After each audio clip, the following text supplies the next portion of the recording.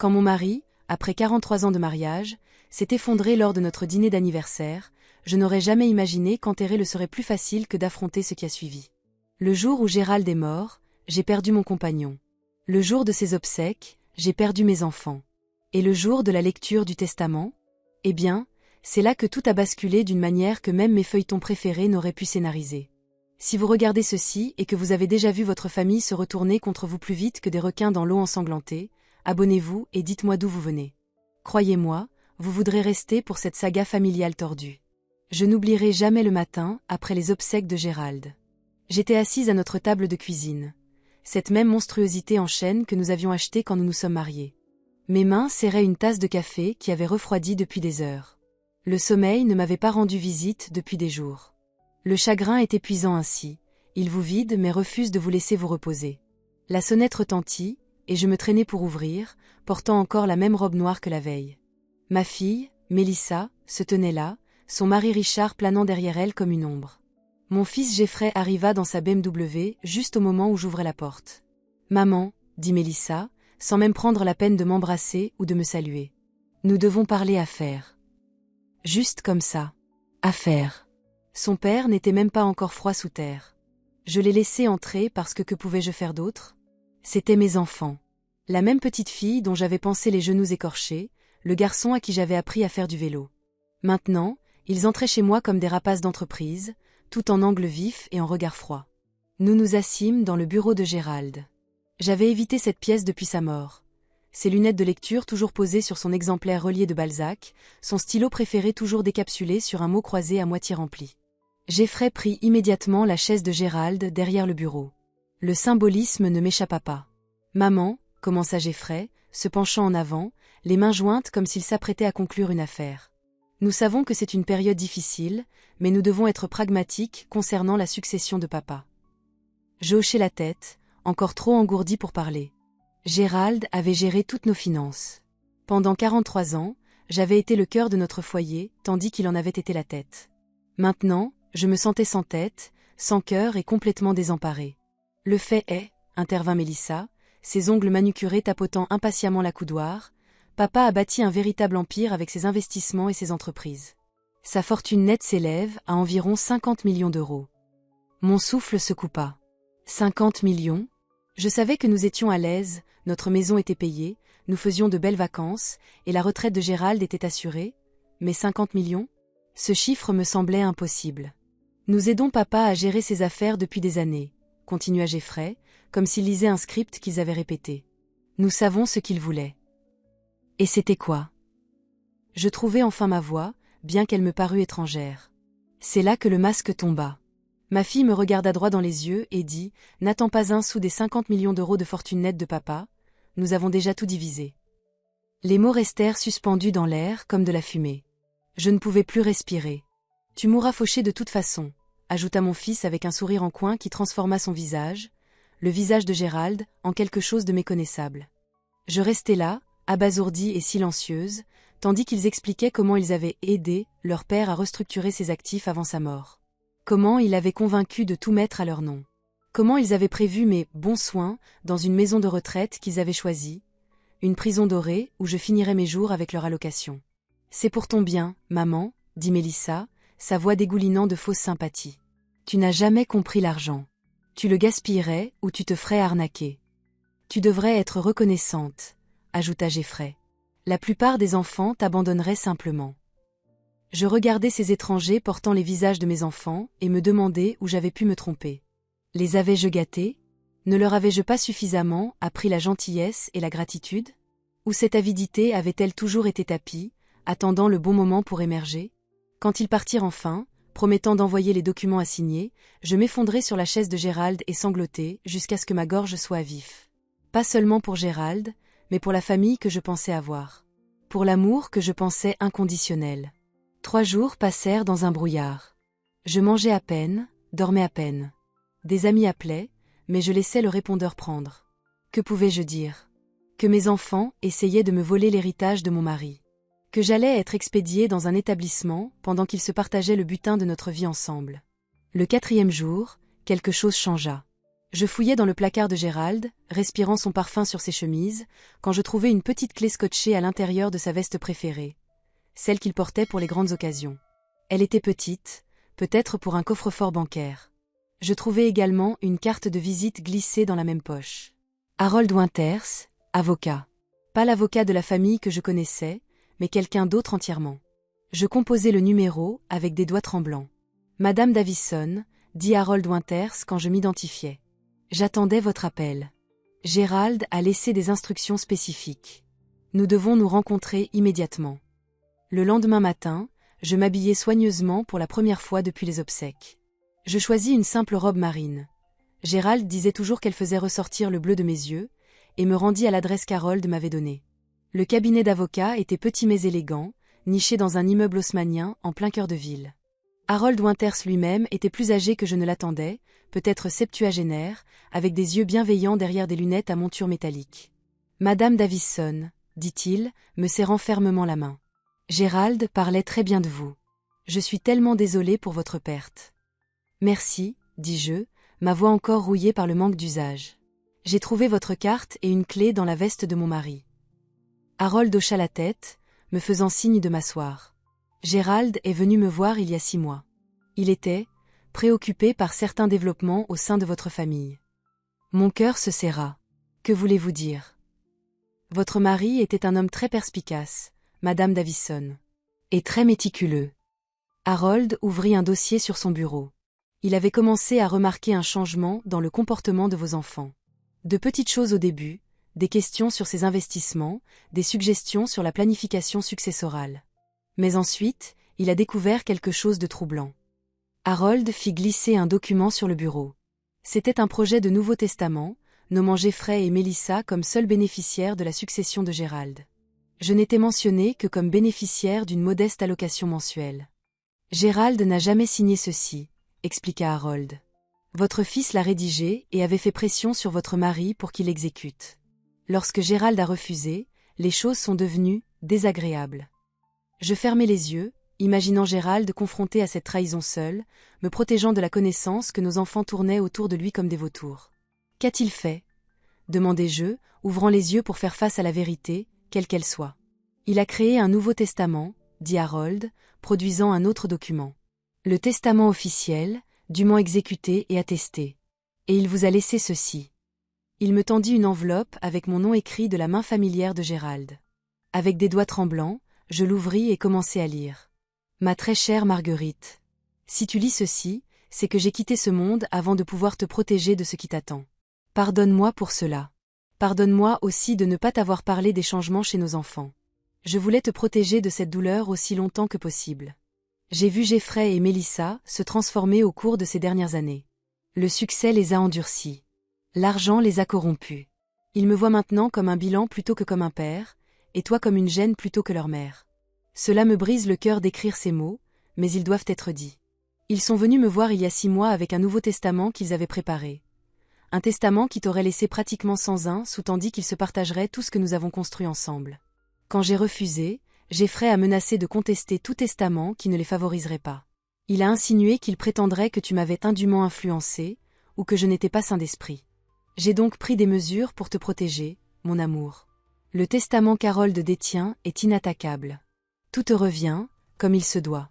La clé que tu as trouvée ouvre un coffre-fort bancaire à la Banque Populaire. À l'intérieur se trouvent des preuves de leur tentative de nous escroquer tous les deux. Conversations enregistrées, courriels, le projet de testament qu'ils ont essayé de me faire signer de force. Utilise-les si tu le dois, mais seulement s'ils ne te laissent pas le choix. J'espère me tromper. J'espère que le chagrin les ramènera à la raison, qu'ils se souviendront des valeurs que nous avons essayé de leur inculquer. Mais si ce n'est pas le cas, sache que tu as tout ce dont tu as besoin pour tenir bon. Tu as toujours été plus forte que tu ne le sais, Marguerite. Maintenant, il est temps que le monde voie cette force. Tout mon amour, toujours. Gerald. Les larmes vinrent alors, chaudes et rapides. Le chagrin se mêlait à la trahison, l'amour à la colère. À travers tout cela, Harold attendit patiemment, me tendant une boîte de mouchoirs quand je relevai enfin les yeux. Il y a plus, dit-il doucement. Gérald a organisé une lecture du testament chez Dupont, Mercier et Associés, le cabinet d'avocats habituel de votre famille, pour demain à 10 heures. Vos enfants s'attendent à entendre la lecture du testament qu'ils croient exister. Ils n'ont aucune idée de mon existence, ni du vrai testament. Et vous y serez ? Demandai-je, soudain terrifié à l'idée d'affronter mes enfants seuls. Non, dit Harold. Gérald a été très précis à ce sujet. Il voulait que je vous prépare, mais il pensait que vous deviez leur faire face seul. Il a dit, et je cite, « Marguerite a besoin de voir leur vrai visage quand ils réaliseront ce qu'ils ont fait. » J'acquiesçai lentement, la compréhension se faisant jour. Le dernier cadeau de Gérald ne consistait pas seulement en une sécurité financière, c'était une clarté. La clarté brutale, nécessaire, sur ce que nos enfants étaient devenus. Cette nuit-là, je dormis à peine. Je lisais et relisais la lettre de Gérald, traçant son écriture du bout des doigts. Le matin, je m'habillai avec détermination, une chemise blanche impeccable, une jupe crayon noir, les perles de la mère de Gérald. Une armure pour la bataille à venir. Les bureaux du cabinet Dupont, Mercier et Associés occupaient le dernier étage d'un gratte-ciel étincelant du quartier des affaires. Quand j'arrivai, précisément à 10 heures, Jeffrey et Mélissa étaient déjà là, assis dans la salle de conférence avec des expressions de patience à peine dissimulées. « Maman, dit Jeffrey, se levant brièvement alors que j'entrais. Tu as l'air mieux. Merci, répondis-je, prenant place en face d'eux plutôt qu'à côté d'eux. Je me sens plus moi-même aujourd'hui. Mélissa jeta un coup d'œil à sa montre. Où est Richard? Nous lui avons dit 10 heures pile. Comme sur un signal, le mari de Mélissa entra en hâte, suivi de maître Martin Dupont, l'avocat de la famille. Richard murmura des excuses et prit place à côté de Mélissa, qui lui lança un regard irrité. Maintenant que nous sommes tous là, commença Martin, nous pouvons procéder à la lecture du dernier testament de Gérald Davison. Je regardais mes enfants pendant que Martin arrangeait ses papiers. Il vibrait pratiquement d'anticipation, échangeant de petits sourires quand il pensait que je ne regardais pas. Je me demandais depuis combien de temps il planifiait cela. Combien de dîners de famille avaient été des occasions pour eux d'évaluer ce qu'ils allaient bientôt revendiquer comme leur propre. Martin s'éclaircit la gorge et commença à lire. Moi, Gérald Jacques Davison, étant saint d'esprit et de corps, déclare par la présente ceci comme mon dernier testament, révoquant tous les testaments et codicilles précédents. Language Standard. Je vis Jeffrey s'agiter impatiemment. À mes enfants, Jeffrey Gérald Davison et Melissa Davison Spencer, je laisse le message suivant. La mesure de la vie d'une personne ne réside pas dans ce qu'elle accumule, mais dans l'amour qu'elle donne librement et l'intégrité avec laquelle elle vit. C'est avec une profonde déception que je dois reconnaître votre échec à ces égards. La pièce devint mortellement silencieuse. Le visage de Jeffrey se vida de toutes couleurs. La bouche de Melissa s'ouvrit sous le choc. Martin continua, son comportement professionnel ne faiblissant jamais. Tous les actifs, propriétés et comptes, totalisant 50 millions d'euros, sont laissés uniquement à mon épouse, Marguerite Hélène Davison, pour qu'elle en dispose comme elle l'entend pour le reste de sa vie et pour qu'elle en dispose selon ses volontés à sa mort. Quoi ? Explosa Jeffrey, se levant à moitié de sa chaise. C'est faux. Ce n'est pas le testament. Monsieur Davison, s'il vous plaît, dit calmement Martin. Il y a plus. Tout enfant qui manque de respect à sa mère n'héritera de rien d'autre que du regret. Si Jeffrey ou Mélissa contestent ce testament ou causent un quelconque préjudice à Marguerite, des documents supplémentaires seront déposés auprès du tribunal démontrant leur tentative de frauder et de déshériter leur mère, ce qui pourrait entraîner des poursuites pénales. Mélissa commença à pleurer, des sanglots laids et haletants qui secouaient ses épaules. Richard la prit dans ses bras, l'air abasourdi. « C'est absurde !» cria Jeffrey, debout maintenant, les poings serrés sur les côtés. « Papa ne ferait jamais ça. Elle a dû le manipuler quand il était malade. » Votre père n'était pas malade, monsieur Davison, répondit Martin, son ton devenant considérablement plus froid. Il était en parfaite santé lorsqu'il a exécuté ce testament il y a 6 mois, comme son médecin en attestera. Et il a fourni une documentation exhaustive concernant vos tentatives de le contraindre à signer un testament différent, un testament qui aurait laissé votre mère avec presque rien. Jeffrey se tourna alors vers moi, son visage déformé par la rage et l'incrédulité. « Que as-tu fait » siffla-t-il. « Qu'est-ce que tu lui as dit ?» Je soutins son regard avec fermeté, me sentant étrangement calme au centre de cette tempête. « Je n'ai rien eu à dire, Jeffrey. Votre père a vu qui vous étiez devenu, tout seul. » « Espèce de garce » grogna Mélissa à travers ses larmes. « Tu as tout gâché. »« Non, » dis-je doucement mais fermement. « Vous avez fait ça vous-même. » Martin s'éclaircit de nouveau la gorge. « Il y a quelques dispositions supplémentaires. Madame Davison, votre mari a établi une fiducie distincte avec des instructions détaillées. Je les passerai en revue, avec vous en privé. Jeffrey, Mélissa, il y a aussi des lettres adressées à chacun de vous. Il brandit 2 enveloppes scellées. Jeffrey arracha sa lettre et la déchira, la lisant avec une agitation croissante avant de la froisser dans son poing. « Ce n'est pas fini, dit-il, sa voix dangereusement basse. Nous nous battrons. » « Je ne vous le conseillerais pas, dit Martin. Votre père était très méticuleux. Les preuves qu'il a rassemblées seraient dévastatrices si elles étaient rendues publiques. »« Des preuves ?» demanda Mélissa, son mascara coulant sur ses joues en rigole noire. « Des enregistrements, des courriels, le testament frauduleux que vous avez essayé de le forcer à signer, dis-je, me souvenant de la lettre de Gérald. Tout est en sécurité là où vous ne pouvez pas les atteindre. » Le visage de Mélissa se froissa de nouveau, mais cette fois, je détectai une intention calculée derrière ses larmes. Elle avait toujours été capable de pleurer sur commande, même petite fille. « Papa ne voudrait pas ça, » gémit-elle. « Il ne voudrait pas que notre famille soit déchirée. »« Il voulait la justice, » répondis-je. « Et il voulait que je sois protégée de ce que vous aviez prévu. » Jeffrey attrapa son manteau et se dirigea vers la porte, s'arrêtant seulement pour me pointer du doigt. « Ce n'est pas la fin.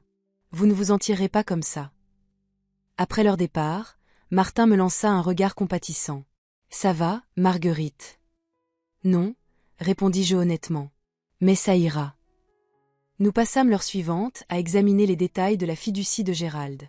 Il avait tout organisé méticuleusement, s'assurant que j'aurais le contrôle total de tous les actifs, mais me fournissant également une équipe de conseillers financiers si j'en avais besoin. Il y avait des dons de bienfaisance qu'il avait prévus, des investissements à maintenir et des propriétés à gérer. « Votre mari craignait que vous ne vous sentiez dépassé, » expliqua Martin. « Mais il était également confiant en vos capacités. Il a dit que vous aviez toujours été la colonne vertébrale de la famille, même si vous ne le réalisiez pas. » Quand je quittai enfin le bureau de Martin, je me sentais à la fois épuisée et étrangement revigorée. Le monde semblait différent, plus net, plus clair. Je ne me rendis pas à la maison que j'avais partagée avec Gérald, mais à la Banque Populaire. Il était temps de voir ce qu'il y avait dans ce coffre-fort bancaire. Le directeur de la banque m'escorta personnellement une fois que j'eus présenté la clé et ma pièce d'identité. Dans une pièce privée, il me laissa seul avec la boîte métallique que Gérald avait sécurisée. À l'intérieur, je trouvais exactement ce que Gérald avait décrit. Une clé USB étiquetée « Preuve », un dossier de courriel et de documents imprimés, et plusieurs autres enveloppes scellées avec des dates écrites dessus. Il y avait aussi une plus petite enveloppe sur le dessus avec « Ouvrir en premier », écrit de la main de Gérald. Marguerite. Si tu lis ceci, c'est que les choses se sont passées comme je le craignais avec nos enfants. Je suis tellement désolée, mon amour. Aucune mère ne devrait avoir à faire face à une telle trahison. Ce que tu trouveras dans cette boîte est laid. Cela fera mal de voir l'étendue de leur complot. Mais le savoir est pouvoir, et tu auras besoin de ce pouvoir dans les jours à venir. J'ai aussi inclus autre chose, une clé pour le chalet au bord du lac. Pas le nôtre habituel, mais le petit chalet que j'ai acheté l'année dernière. Je t'avais dit que c'était un bien d'investissement, ce qui n'était pas entièrement faux. Mais c'est aussi un sanctuaire, si tu en as besoin. Personne n'en sait rien, à part Harold Winters, qui a géré l'achat. L'adresse et les indications sont incluses. Il pourrait y avoir des jours difficiles à venir, Marguerite. Jeffrey et Mélissa n'accepteront pas facilement la défaite. Ils se sont trop habitués à obtenir ce qu'ils veulent, trop habitués à ce qu'ils croient leur revenir de droit. Sois prudente, sois vigilante, mais ne les laisse pas t'aigrir. Tout mon amour. Gerald. Je fermai les yeux, submergé par la prévoyance et l'amour de Gérald. Même d'outre-tombe, il essayait de me protéger.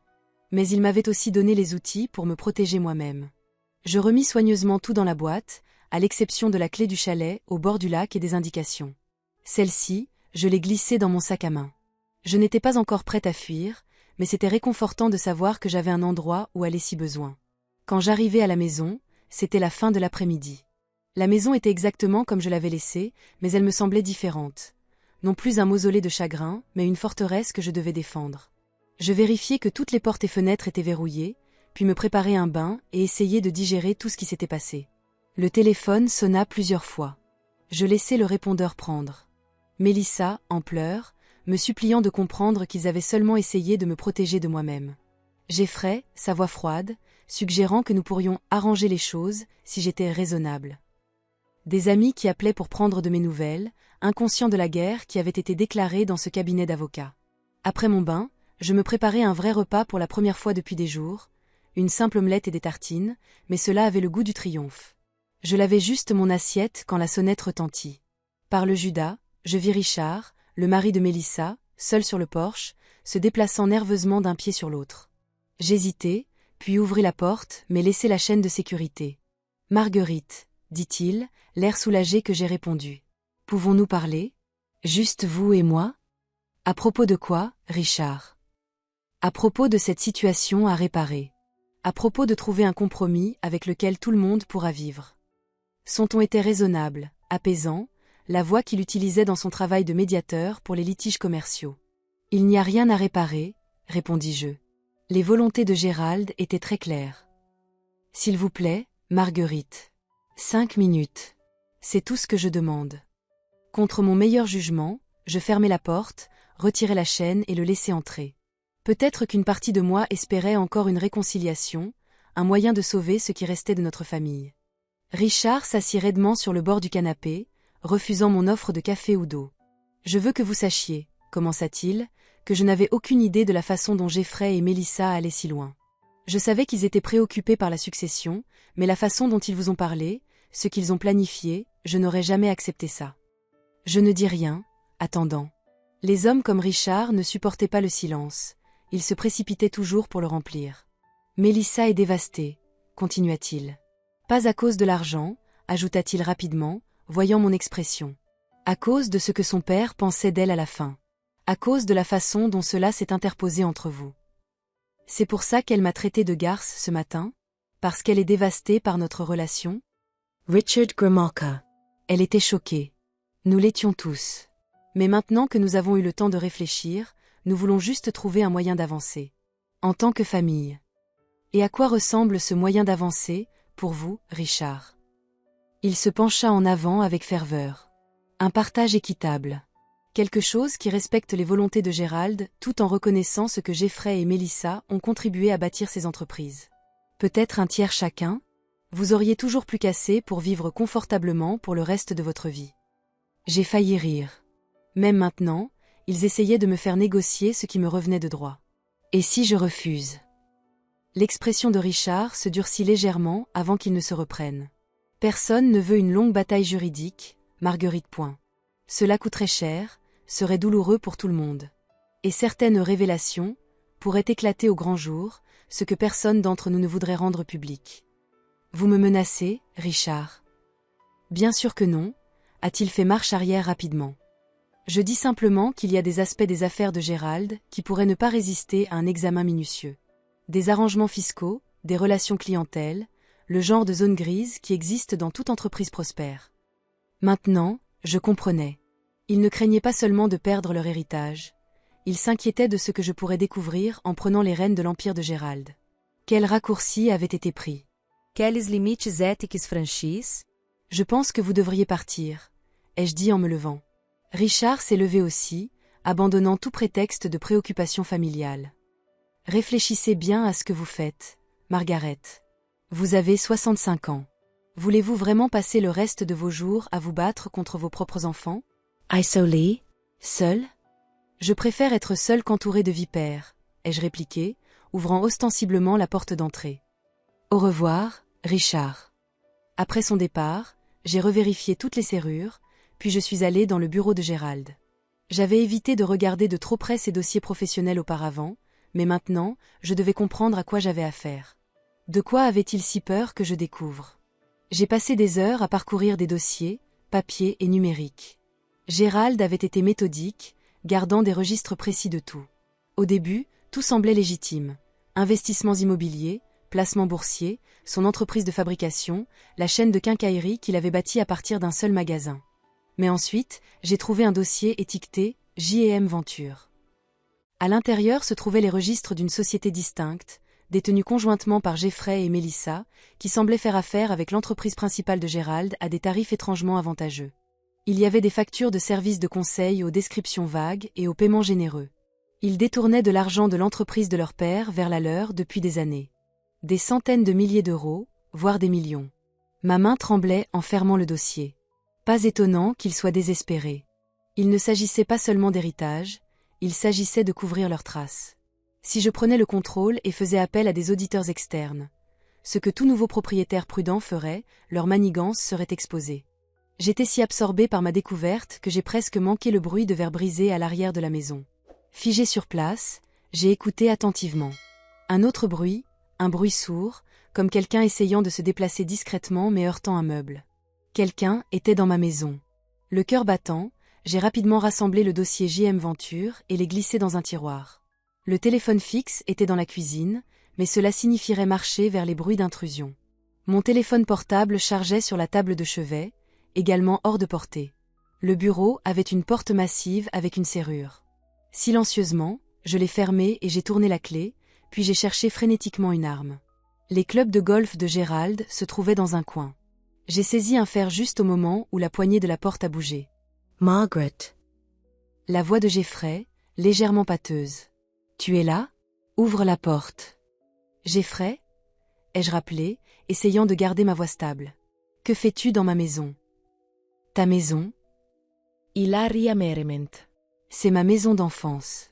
J'ai tout à fait le droit d'être ici. »« Tu es entré par effraction, » ai-je dit, serrant le club de golf plus fort. « J'appelle la police. »« Non, tu ne le feras pas, » a-t-il répliqué, son ton est devenu soudainement menaçant. « Tu vas ouvrir cette porte, et nous allons avoir une conversation sur ces dossiers que tu as consultés. » Il m'avait observé. Cette réalisation a fait couler la glace dans mes veines. « Pars tout de suite, Jeffrey, et je ne porterai pas plainte. »« Ouvre cette sacrée porte !» a-t-il crié, secouant violemment la poignée. Je me suis reculée, cherchant mon téléphone portable avant de me souvenir qu'il n'était pas là. Le bureau avait une fenêtre, mais elle était au 2e étage. Aucun moyen de s'échapper sans grave blessure. Jeffrey a commencé à forcer la porte de tout son poids. C'était du chêne massif, mais le chambranle gémissait sous l'assaut. Il ne tiendrait pas éternellement. J'ai cherché désespérément une autre option. Le bureau de Gérald avait un bouton d'alarme installé en dessous. Une précaution qu'il avait prise des années auparavant après un cambriolage. Fonctionnerait-il encore ? Je n'y avais pas pensé depuis des années. Je me suis jetée vers le bureau, tâtant en dessous jusqu'à ce que mes doigts trouvent le petit bouton encastré dans le bois. Je l'ai pressé fort, espérant, priant qu'il appelle encore à l'aide. Le chambranle de la porte a volé en éclats tandis que Jeffrey faisait irruption, son apparence habituellement impeccable était ébouriffée, ses yeux sauvages. Il sentait fortement l'alcool. « Où sont-ils » a-t-il exigé, balayant la pièce du regard. « Où sont les dossiers » J'ai levé le club de golf. « Sors de ma maison, Jeffrey. Tout de suite. » Il a ri, un rire dépourvu d'humour. « Ou quoi ? Tu vas me frapper ? Ton propre fils ?» Il a fait un pas en avant. « Tu as tout gâché, tu sais ça ? Tout ce pour quoi j'ai travaillé. Tout ce que papa a construit. »« Tu veux dire tout ce que tu as volé ?» ai-je répliqué, reculant jusqu'à heurter le bureau.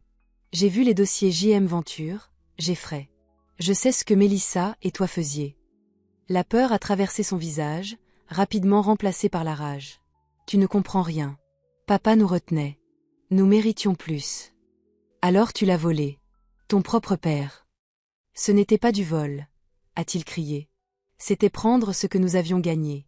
Ce qui aurait dû être à nous de toute façon. Il a soudainement bondi en avant, cherchant à s'emparer du club de golf. Je l'ai balancé instinctivement, l'attrapant à l'épaule. Il a hurlé de douleur, mais a réussi à me l'arracher des mains, le jetant à travers la pièce. « Tu vas le regretter » a-t-il grogné, saisissant mon poignet avec une force qui m'a fait mal. Au loin, j'ai entendu des sirènes. Le bouton d'alarme avait fonctionné. Un soulagement m'a inondé, mais l'étreinte de Jeffrey ne s'est que resserrée. « Qu'est-ce que tu as fait » a-t-il demandé, entendant les sirènes aussi. « Système de sécurité » ai-je haleté, essayant de me dégager. « Lâche-moi, Jeffrey. C'est fini. »« Ce n'est pas fini » a-t-il sifflé, me traînant vers la porte. « Nous partons. Tout de suite. Tu vas appeler ton avocat demain et arranger ça. Tout ça. » Mais les sirènes se rapprochaient, et même dans sa rage alcoolique, Jeffrey savait qu'il était piégé. D'une dernière poussée violente qui m'a fait trébucher et tomber sur le sol, il s'est enfui de la pièce. J'ai entendu la porte d'entrée claquer, tandis que je me relevais, tremblante d'adrénaline et de peur. Au moment où la police est arrivée, Jeffrey était parti, mais les preuves de son effraction étaient partout. La fenêtre arrière brisée, la porte du bureau en éclats, les ecchymoses déjà visibles sur mon poignet.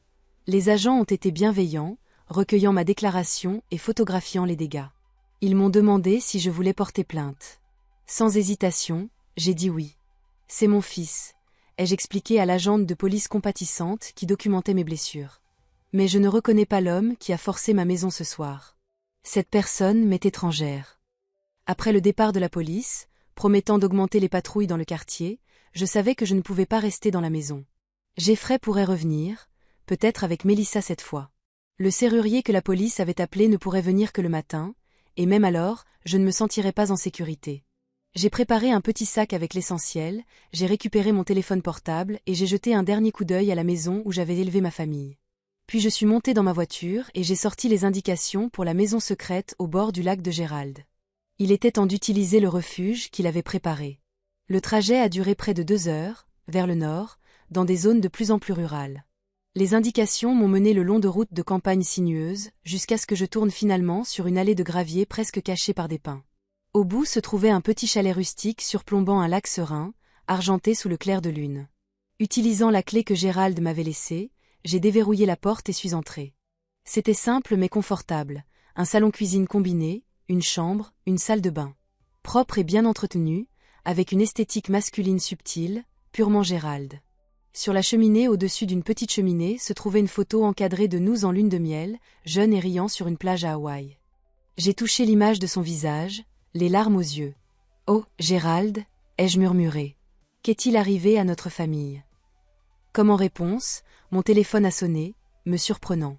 Numéro inconnu.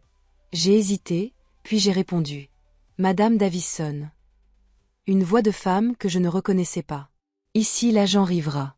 Il y a eu un développement que je pensais que vous devriez connaître immédiatement. » Mon cœur s'est serré. « Qu'est-ce que c'est ?» Votre fils, Jeffrey Davison, a été impliqué dans un accident de voiture peu après avoir quitté votre résidence. Il a été transporté à l'hôpital Mémorial. Son état est grave mais stable. Le monde sembla basculer sur son axe. Malgré tout, malgré sa trahison et son agression, il était toujours mon fils. J'arrive tout de suite, ai-je dit automatiquement. Il y a autre chose, a poursuivi l'agent Rivera, sa voix devenant plus formelle. Le taux d'alcoolémie de M. Davison était bien supérieur à la limite légale. Il est inculpé pour conduite en état d'ivresse, en plus des accusations d'effraction de tout à l'heure. Je me suis effondrée sur le canapé, mes jambes incapables de me soutenir soudainement. Je comprends. Merci de m'avoir prévenu. Après avoir raccroché, je suis restée immobile, fixant la fenêtre assombrie qui me renvoyait mon propre visage stupéfait. Jeffrey était à l'hôpital. Blessé. Arrêté.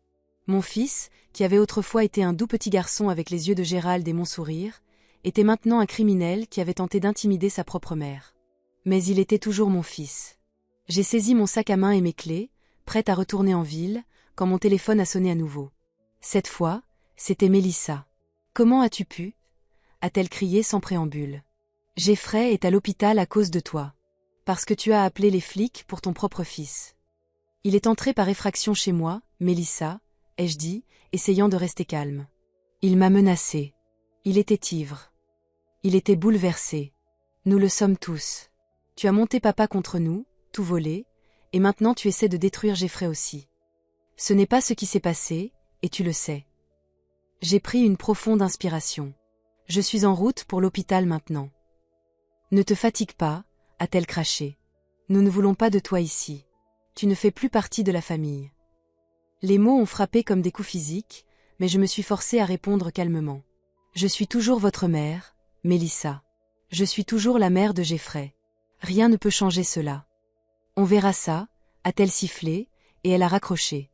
Je me suis rassis, les clés toujours à la main, tiraillée entre me précipiter au chevet de mon fils et respecter les frontières que Mélissa venait d'ériger.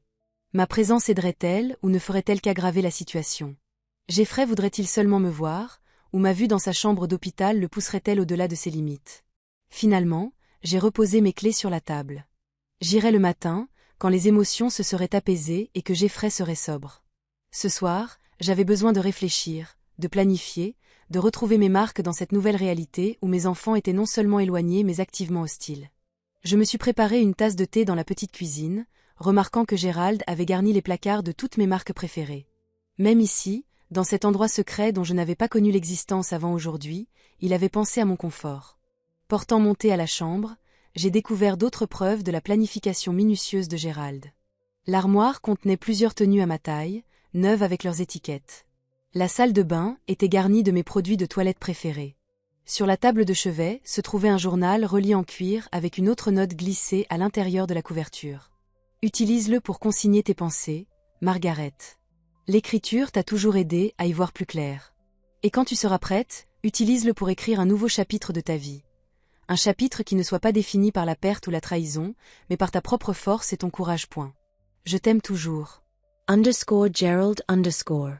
J'ai passé mes doigts sur son écriture, me sentant à la fois désemparée et profondément connectée à lui. Gérald était parti, mais il m'avait laissé bien plus que de l'argent ou des biens. Il m'avait laissé la vérité. La clarté. Les outils pour reconstruire ce qui allait suivre. J'ai ouvert le journal à la première page blanche et j'ai commencé à écrire. Aujourd'hui, j'ai perdu mes enfants, mais je me suis retrouvée. Demain, je commencerai le combat pour la justice, non seulement pour l'héritage de Gérald, mais pour la vérité de ce que nous étions en tant que famille et de ce que nous sommes devenus. Je ne sais pas si Jeffrey et Melissa pourront un jour retrouver le chemin des personnes que Gérald et moi les avons élevés à être. Je ne sais pas si je tiendrai un jour mes petits-enfants dans mes bras, ou si nous célébrerons un autre Noël en famille. Mais je sais ceci, je ne serai pas effacée. Je ne serai pas jetée. J'honorerai la confiance que Gérald m'a témoignée en tenant ferme face à la tempête que nos enfants ont déchaînée.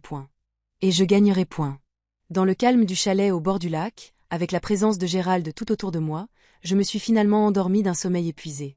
La bataille venait de commencer, mais pour la première fois depuis la mort de Gérald, je me sentais prête à me battre. Pas seulement pour son héritage, mais pour le mien. Le matin est venu avec une clarté que je n'avais pas ressentie depuis la mort de Gérald. J'ai regardé le soleil se lever sur le lac, transformant l'eau en or liquide, et j'ai su ce que je devais faire. Je ne pouvais pas me cacher éternellement dans ce sanctuaire que Gérald avait créé. Je devais affronter ce qui m'attendait, mon fils blessé, ma fille furieuse, et les décombres de ce qui avait été notre famille. Le choix entre la paix et la justice se présentait à moi, déchirant mon âme. Je me suis douchée et habillée avec l'une des nouvelles tenues que Gérald avait achetées. Un simple tailleur-pantalon bleu marine qui me donnait l'air plus assuré que je ne l'étais. Tandis que j'appliquais une touche de maquillage, j'ai étudié mon reflet dans le miroir de la salle de bain. La femme qui me regardait n'était pas la veuve brisée d'il y a quelques jours. Ses yeux exprimaient un but. Sa mâchoire était serrée de détermination. Le trajet de retour vers la ville m'a donné le temps de me préparer à ce qui s'annonçait. J'ai appelé Harold Winters depuis la voiture, le mettant au courant de l'effraction de Jeffrey et de son accident subséquent. « Cela change la donne », a dit Harold gravement. Le rapport de police de son effraction, combiné à sa conduite en état d'ivresse, établit un comportement erratique, potentiellement dangereux. Nous pourrions l'utiliser pour déposer une demande de mesure d'éloignement. Contre mon propre fils. Les mots semblaient impossibles, mais je savais qu'Harold avait raison. Oui, faites-le. Et je souhaite vous rencontrer cet après-midi si possible. J'ai trouvé des documents financiers, des preuves de détournement de fonds de l'entreprise de Gérald par Jeffrey et Melissa. C'est significatif, a répondu Harold après un moment. De quelle somme parle-t-on? Je ne suis pas encore sûre. Des centaines de milliers d'euros au moins. Peut-être des millions. Harold a laissé échapper un sifflement bas. Pas étonnant qu'il soit si désespéré de contrôler la succession. Si vous preniez le relais et faisiez appel à des auditeurs. Exactement. Leur manigance serait exposée. Cela nous donne un levier considérable, Margaret. Mais cela les rend aussi plus dangereux. Ils ont tout à perdre maintenant. Après avoir promis de retrouver Harold plus tard, je me suis armée de courage et me suis dirigée vers l'hôpital mémorial. Je n'étais pas sûre de l'accueil qui m'y attendait, mais je devais voir Jeffrey de mes propres yeux, m'assurer qu'il se rétablirait. Malgré tout, cela comptait toujours pour moi. L'hôpital était un complexe tentaculaire en centre-ville. J'ai trouvé mon chemin jusqu'au bureau d'information, où une bénévole au visage aimable m'a dirigée vers le 3e étage. « Chambre 317 », a-t-elle dit. Mais il y a un agent de police posté à l'extérieur. Votre fils est en état d'arrestation, même s'il est soigné. J'ai hoché la tête, ne prenant pas la peine d'expliquer la vérité compliquée, que c'était moi qui avais porté ces accusations. Alors que je montais dans l'ascenseur, j'ai répété ce que je pourrais dire à Jeffrey. À Melissa, si elle était là. Y aurait-il des récriminations? Des larmes? D'autres menaces? Je ne savais pas, mais j'en avais fini d'être prise au dépourvu par mes propres enfants. L'agent de police devant la chambre 317 a vérifié ma pièce d'identité, puis m'a fait signe d'entrer. J'ai pris une profonde inspiration et j'ai poussé la porte.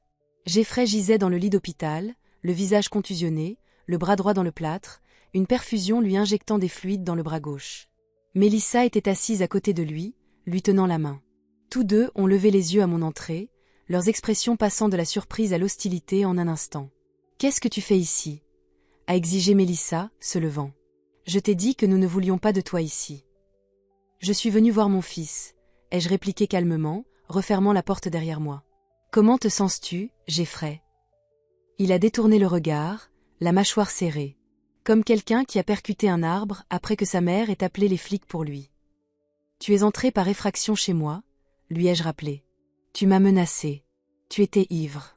À quoi t'attendais-tu ?»« Je m'attendais à ce que tu sois une mère », a craché Mélissa.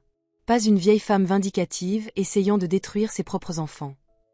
J'ai fait un pas de plus dans la pièce, me forçant à rester calme. « C'est ce que tu penses que c'est ? Moi qui vous détruis ? Pas vous qui essayez de voler l'héritage de votre père et de me laisser sans rien ? Nous essayons de protéger l'entreprise. » a éclaté Jeffrey, grimaçant alors que le mouvement brusque secouait ses blessures. Papa devenait trop mou, il prenait de mauvaises décisions. Nous corrigions ses erreurs. En détournant des fonds de son entreprise, ai-je demandé doucement. La pièce est devenue silencieuse.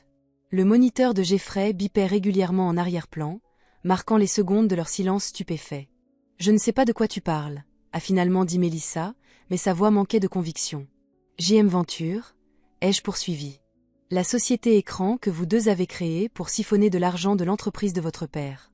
Les faux contrats de conseil. Les factures gonflées. J'ai tout trouvé, Mélissa. Le visage de Jeffrey était devenu pâle sous ses contusions.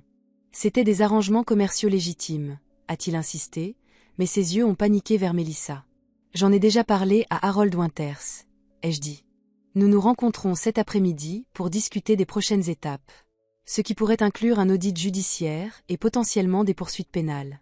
« Tu ne ferais pas ça », a murmuré Mélissa, sa contenance craquant pour la première fois. « Tu n'enverrais pas tes propres enfants en prison. »« Je ne veux pas », ai-je admis, et c'était la vérité.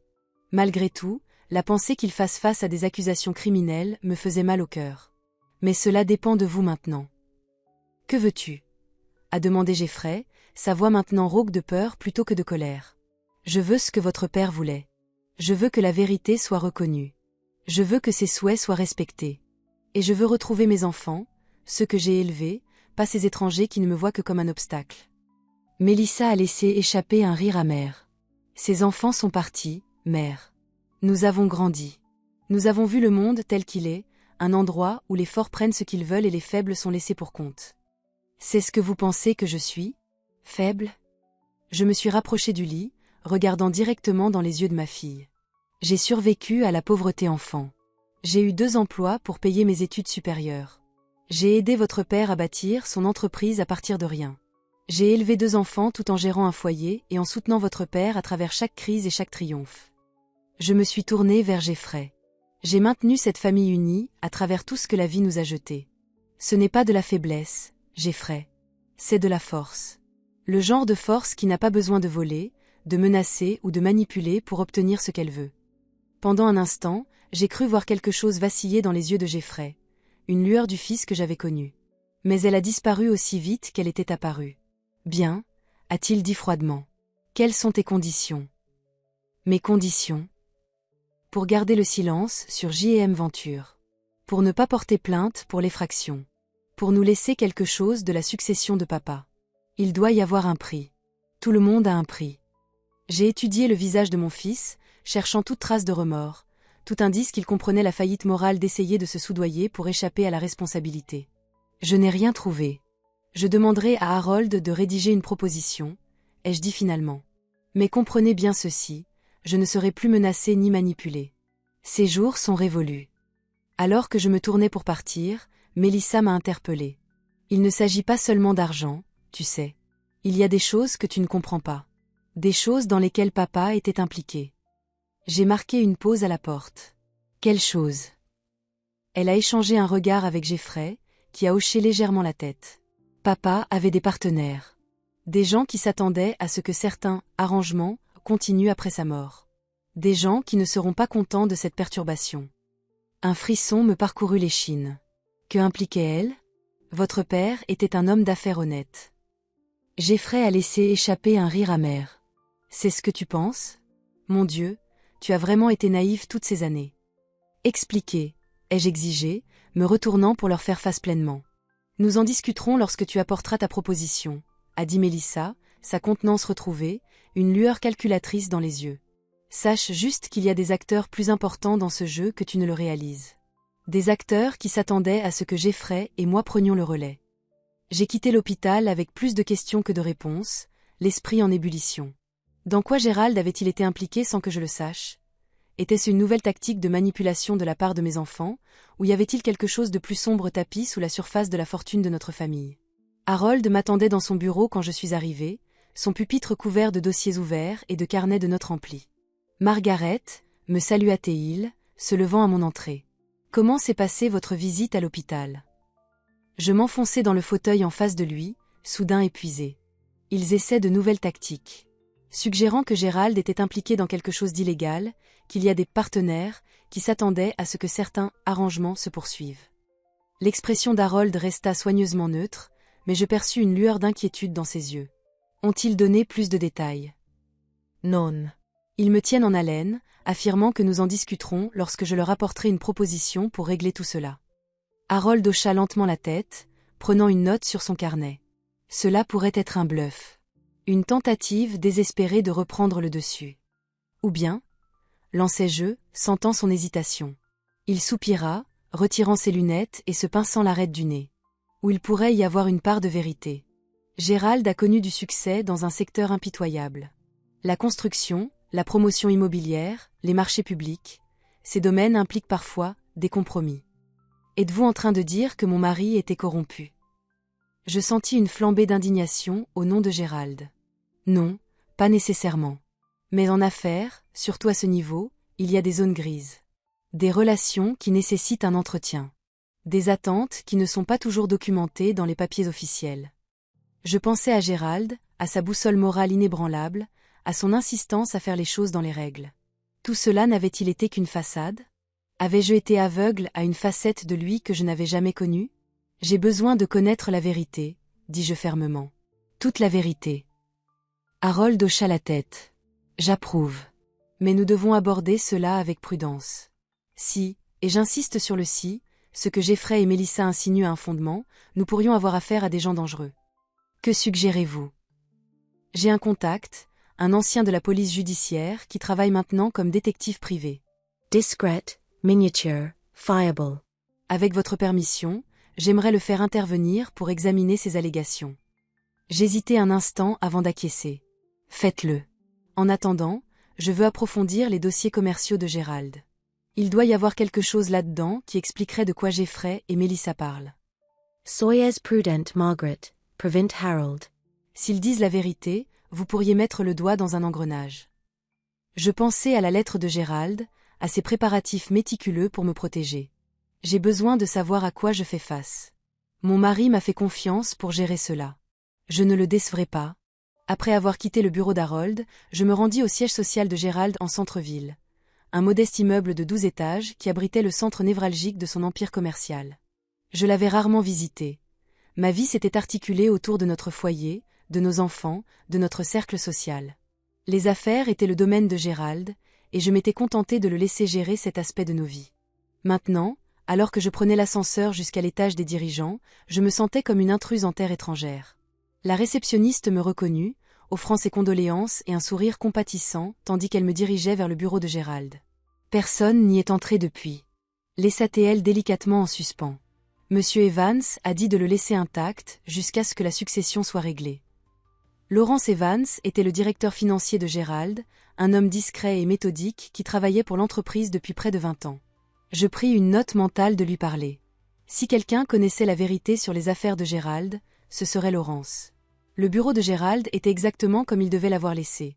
Bureau organisé avec une précision militaire, photo de famille disposée sur la crédence derrière sa chaise, récompense de l'industrie modestement exposée sur un mur. Je m'assis dans son fauteuil en cuir, passant mes mains sur le dessus lisse du bureau, sentant une nouvelle vague de chagrin à ce rappel tangible de son absence. « Concentre-toi, Margaret, me dis-je. Tu es ici pour des réponses. Je commençai par son ordinateur, mais il était protégé par un mot de passe. Bien sûr. J'essayai notre anniversaire, les dates de naissance des enfants, diverses combinaisons de dates significatives, le tout sans succès. Ensuite, je me tournai vers ses classeurs, verrouillés, sans aucune clé en vue. Frustré, j'étais sur le point de partir lorsqu'un léger coup frappa à la porte. Lawrence Evans se tenait là, son visage émacié par ce qui semblait être des mois de stress. « Madame Davison », dit-il formellement. « J'ai appris que vous étiez ici. Puis-je entrer ?»« Bien sûr, Lawrence. Et s'il vous plaît, c'est Margaret. » Il entra, fermant la porte derrière lui. « J'espérais que vous viendriez. Il y a des questions que nous devons aborder. À propos des affaires de Gérald ? Des partenaires qui pourraient avoir des attentes ?» Les sourcils de Lawrence se levèrent légèrement. « Vous êtes au courant ? Jeffrey et Melissa ont mentionné quelque chose. Ils étaient vagues, mais ils ont laissé entendre que Gérald était impliqué dans quelque chose de discutable. » Lawrence s'enfonça dans le fauteuil en face de moi, paraissant soudain chaque jour de ses 60 et quelques années. « Ce n'est pas ce que vous croyez, Margaret. Votre mari était un homme honnête. Mais oui, il y a des complications. Dites-moi tout, dis-je, me penchant en avant. Lawrence jeta un coup d'œil à la porte, puis baissa la voix. Il y a environ 5 ans, Gérald avait besoin de capitaux pour une expansion majeure. Les banques étaient réticentes après la crise financière, alors il a cherché des investisseurs privés. Il les a trouvés sous la forme de Blackridge Partners. Je me souviens de ce nom, dis-je lentement. Gérald les a mentionnés quelques fois. Sur le papier, c'est une société d'investissement privé. En réalité, c'est une façade pour Victor Sokolov. Ce nom ne me disait rien, et mon expression devait le montrer. De l'argent russe, expliqua Lawrence. Pas de l'argent entièrement propre, si vous voyez ce que je veux dire. Sokolov a fourni le capital dont Gérald avait besoin, en échange d'une participation discrète et de certaines faveurs. Quel genre de faveurs ? Demandai-je, la bouche soudain sèche. Rien d'illégal, s'empressa d'ajouter Lawrence. Il s'agissait principalement d'utiliser les relations politiques de Gérald pour faciliter d'autres investissements de Sokolov. Des introductions auprès des bonnes personnes. Un soutien pour certaines modifications de zonage ou projets de développement. Ce genre de choses. J'essayais de concilier ces informations avec le mari que j'avais connu. Et Gérald a accepté cela. À contre-cœur, oui. Il avait besoin de l'argent, et au début, les demandes semblaient assez inoffensives. Mais avec le temps, les exigences de Sokolov sont devenues plus problématiques. Il y a environ 1 an, Gérald a commencé à chercher des moyens de racheter la participation de Blackridge dans l'entreprise. Il voulait rompre complètement la relation. A-t-il réussi ? Lawrence secoua la tête. Les négociations étaient en cours lorsqu'il est décédé. Et c'est là que ça se complique. Jeffrey et Melissa avaient noué une relation avec Sokolov dans le dos de Gérald. Ils avaient promis de poursuivre le partenariat, de l'étendre même, s'il prenait le contrôle de l'entreprise après la mort de Gérald. Les pièces commençaient à s'assembler. Alors, quand Gérald a changé son testament, me laissant tout. Cela a mis un grain de sable dans l'engrenage, confirma Lawrence. Sokolov s'attendait à ce que les affaires continuent comme d'habitude avec Jeffrey et Melissa aux commandes. Maintenant, il a affaire à une inconnue, vous. A-t-il tenté de vous contacter ? Depuis la mort de Gérald ? Lawrence hocha la tête, l'air nettement mal à l'aise. Ses représentants ont appelé plusieurs fois. J'ai été vague sur les plans de succession, leur disant que les choses étaient encore en train d'être réglées légalement. Mais ils deviennent impatients. Je me calai dans mon siège, assimilant ces informations. Que se passe-t-il si je refuse de poursuivre ce partenariat ? Si j'essaie de les racheter, comme Gérald avait l'intention de le faire ? Lawrence hesita. Sokolov n'est pas un homme qui accepte bien le refus. Il pourrait rendre les choses très difficiles. Difficiles comment ? Vous êtes en train de dire qu'il est dangereux ? Je dis qu'il protège ses intérêts avec agressivité. Et en ce moment, vous contrôlez quelque chose qu'il considère en partie sien. Une nouvelle peur commença à prendre racine, aux côtés de mon chagrin et de ma colère. Pas seulement pour moi, mais pour les employés qui dépendaient de l'entreprise de Gérald pour leur subsistance. Si ce Sokolov était aussi dangereux que Lawrence le laissait entendre, je devais procéder avec une extrême prudence. Merci d'avoir été honnête avec moi, Lawrence, dis-je finalement. J'ai besoin de réfléchir à la manière de gérer cela. Méfiez-vous de qui vous faites confiance, Margaret, prévint-il en se levant pour partir. compris Jeffrey et Melissa. Ils ont fait des promesses à Sokolov qu'ils pourraient ne plus être en mesure de tenir maintenant. Après le départ de Laurence, je restais dans le bureau de Gérald, essayant d'assimiler les implications de ce que j'avais appris. Mes enfants n'essayaient pas seulement de voler leur héritage, ils s'étaient alignés avec des gens potentiellement dangereux à la poursuite du pouvoir et de la richesse. J'étais toujours assise là quand mon téléphone sonna. Numéro inconnu. Je répondis avec prudence. Madame Davidson. La voix était masculine, avec un fort accent. Mon nom est Alexei Petrov. Je représente Monsieur Sokolov de Blackridge Partners. Nous devons nous rencontrer. Mon cœur battait la chamade, mais je gardais ma voix stable. À quel sujet, Monsieur Petrov? Concernant l'avenir de la société de votre défunt mari, dans laquelle mon employeur a des intérêts significatifs. Monsieur Sokolov est en ville et aimerait vous présenter ses condoléances personnellement. Dînons-nous demain soir? Dans le salon privé du Meurice, à 19h? Ce n'était pas vraiment une question. J'y serai, répondis-je, ne voyant pas d'alternative. Excellent. Monsieur Sokolov a hâte de rencontrer la femme à qui Gérald Davison a confié son héritage. Après avoir raccroché, j'appelai immédiatement Harold, lui rapportant ma conversation avec Laurence et l'appel suivant de Petrov. N'y allez pas seul, insista Harold. En fait, je ne suis pas sûr que vous devriez y aller du tout. Si je n'y vais pas, j'aurai l'air faible. Apuré. Ce n'est pas l'impression que je veux donner à cet homme. Au moins, laissez-moi vous accompagner, dit Harold. En tant que votre conseiller juridique. Non, décidez-je. J'ai besoin d'évaluer Sokolov par moi-même, sans posture légale. Mais je prendrai des précautions. Qu'en est-il de votre ami enquêteur? Pourrait-il être là, peut-être à une autre table, gardant un œil sur les choses? Harold accepta à contre-cœur, promettant de prendre les dispositions nécessaires. Nous convînmes également que je devais retourner chez moi. Rester indéfiniment à la Villa du Lac ne ferait qu'alimenter les spéculations selon lesquelles je me cachais, ce qui pourrait être interprété comme une faiblesse. Le serrurier avait réparé la fenêtre brisée et la porte du bureau, et la société de sécurité avait amélioré le système d'alarme. Par précaution supplémentaire, Harold arrangea qu'un agent de sécurité privée surveille la maison pendant la nuit. Alors que je me déplaçais dans les pièces ce soir-là, essayant de reprendre possession de l'espace qui avait été violé, je ressentis l'absence de Gérald plus intensément que jamais. Que me conseillerait-il de faire concernant Sokolov? Concernant nos enfants? Je n'avais pas de réponse, seulement la conviction grandissante que je devais être aussi stratégique et prudente que Gérald l'avait été en préparant sa mort. Je dormis mal, me réveillant souvent pour vérifier que le système de sécurité était toujours armé, que la voiture du garde était toujours visible depuis la fenêtre de ma chambre. Le matin arriva avec un sentiment de détermination. Je rencontrerais Sokolov, évaluerais la menace qu'il représentait et trouverais un moyen de protéger ce que Gérald m'avait confié. Mon téléphone sonna avec un SMS d'un numéro inconnu. Nous devrions parler avant votre dîner ce soir. Café Beaumarchais, midi. Venez seul. M. Melissa. Voulant se rencontrer sur terrain neutre.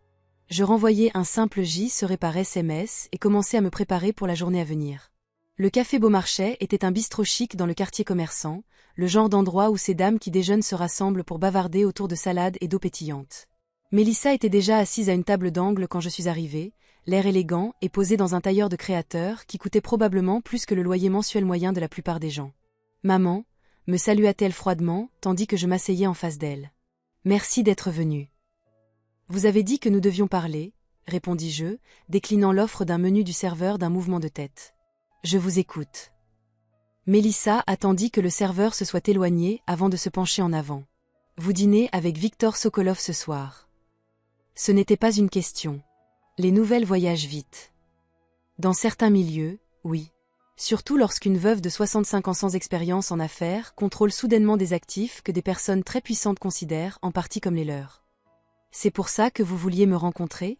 Pour me prévenir à propos de Sokolov? Les doigts parfaitement manucurés de Mélissa jouaient avec son verre d'eau. En quelque sorte. Je voulais m'assurer que vous compreniez dans quoi vous vous engagez. Alors, éclairez-me. Elle m'étudia un instant, comme si elle me voyait pour la première fois. Vous avez changé, maman. Il y a une semaine, vous pouviez à peine fonctionner. Maintenant, vous êtes... Elle fit un geste vague. Maintenant, je suis quoi? Different. Plus dur. La trahison fait ça à une personne, répondis-je calmement. Maintenant, parlez-moi de Sokolov. Melissa Supera. Viktor Sokolov a fait fortune dans le chaos qui a suivi l'effondrement de l'Union soviétique. Il a acquis des biens de l'État pour une bouchée de pain, puis les a transformés en un empire mondial. Il est impitoyable, brillant et complètement amoral. Et vous et Jeffrey avez décidé de vous associer à lui. Nous avons saisi une opportunité, corrigea-t-elle. Papa était trop prudent, trop soucieux des apparences. Sokolov offrait des ressources et des relations qui auraient pu doubler la valeur de l'entreprise en 5 ans. À quel prix? Rien que nous n'étions pas prêts à payer. Elle marqua une pause. Le fait est que Sokolov s'attendait à traiter avec Jeffrey et moi. Des personnes qu'il a déjà examinées et approuvées. Au lieu de cela, il vous rencontre. Une inconnue sans expérience en affaires et sans aucune compréhension des arrangements délicats déjà en place. Arrangements dlicats. Erptaie. Vous voulez dire la corruption de fonctionnaires?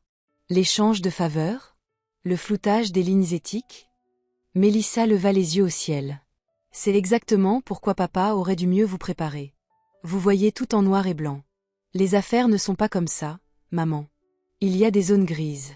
Des compromis nécessaires. Votre père essayait de mettre fin au partenariat avec Sokolov, l'informai-je, observant attentivement sa réaction. Laurence m'a tout dit. La surprise traversa son visage avant qu'elle ne puisse la masquer. Laurence ne sait pas tout. Que ne sait-il pas? Mélissa hésita, puis sembla prendre une décision.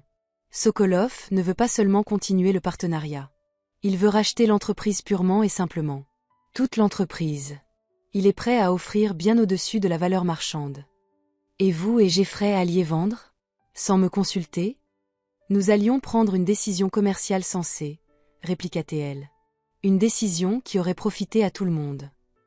Tout le monde, sauf les employés qui perdraient probablement leur emploi lors de l'acquisition.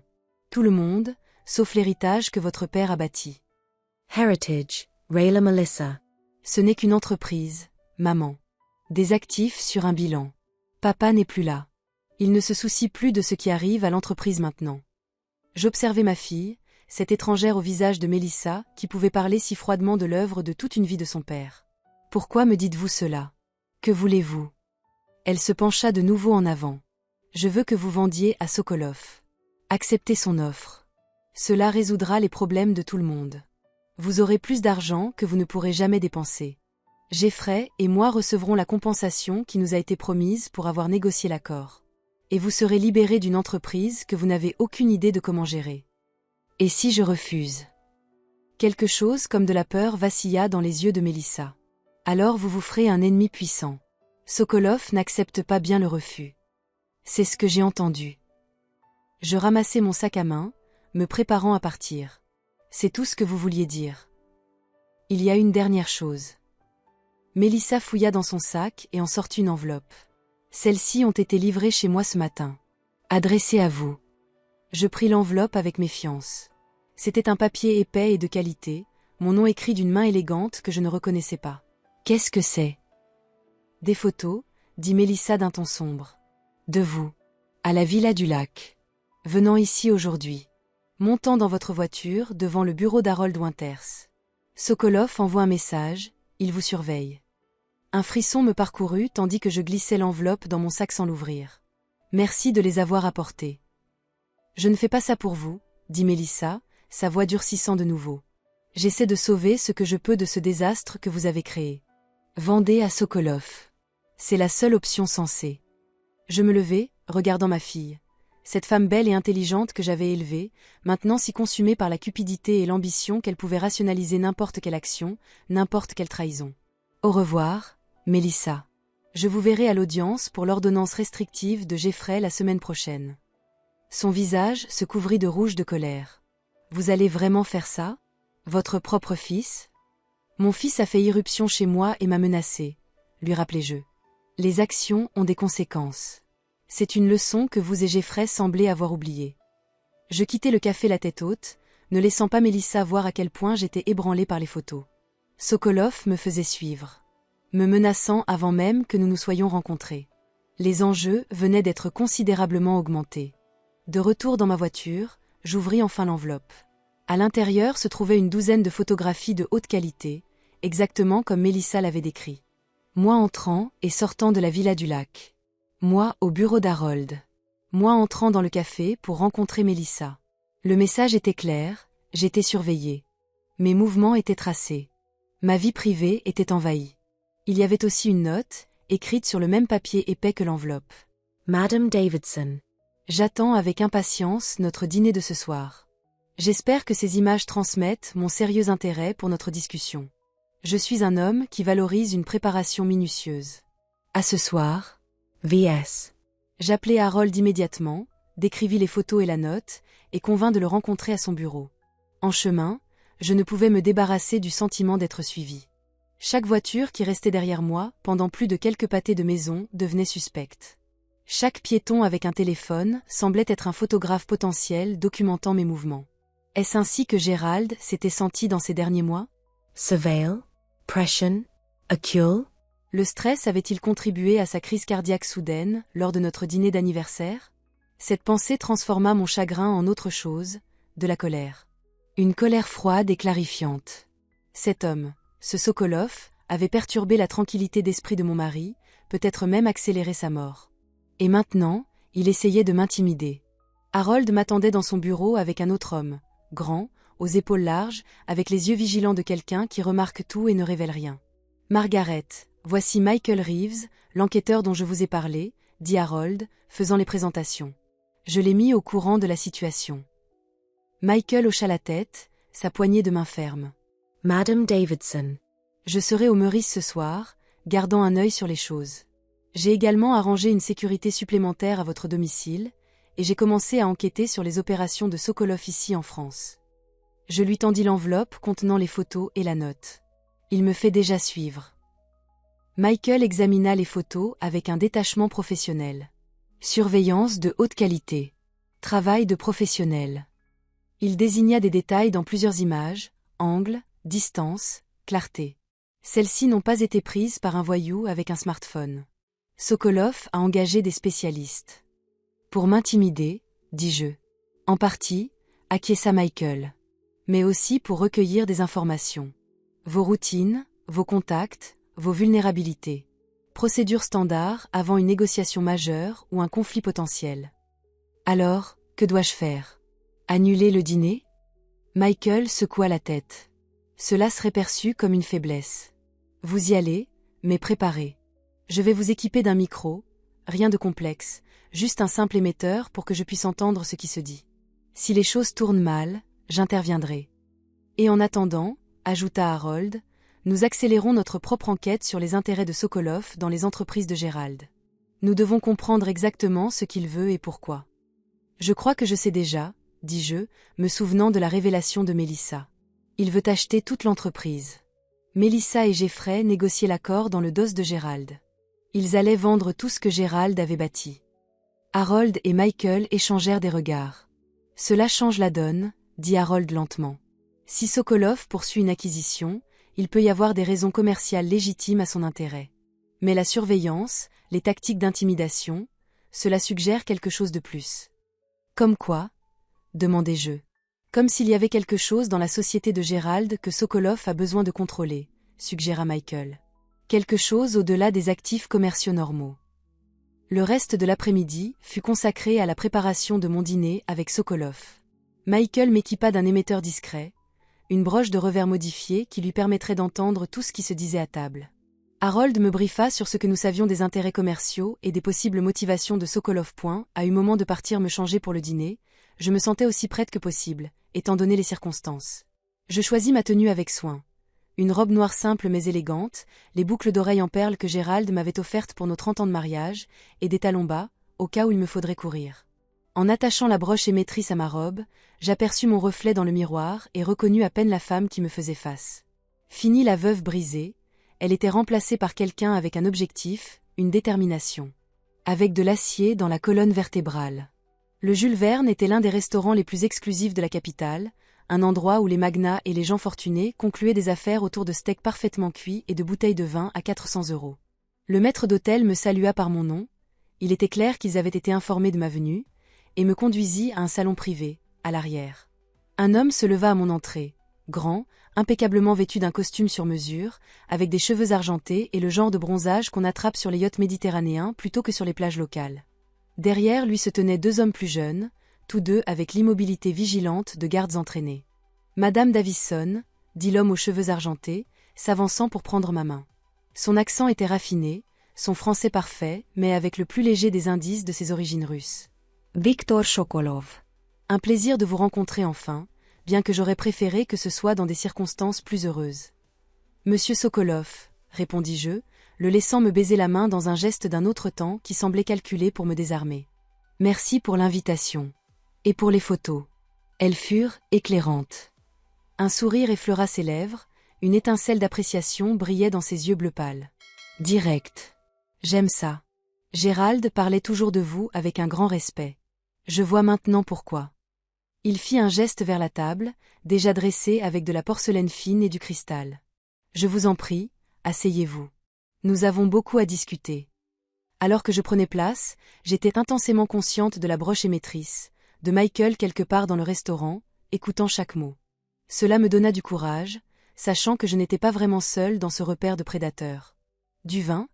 proposa Sokolov, désignant une bouteille qui s'épanouissait déjà sur la table. « Non, merci. Je préfère garder les idées claires. » Il hocha la tête, sans paraître surpris. « Comme vous voulez. Devons-nous nous passer des banalités, Madame Davison ?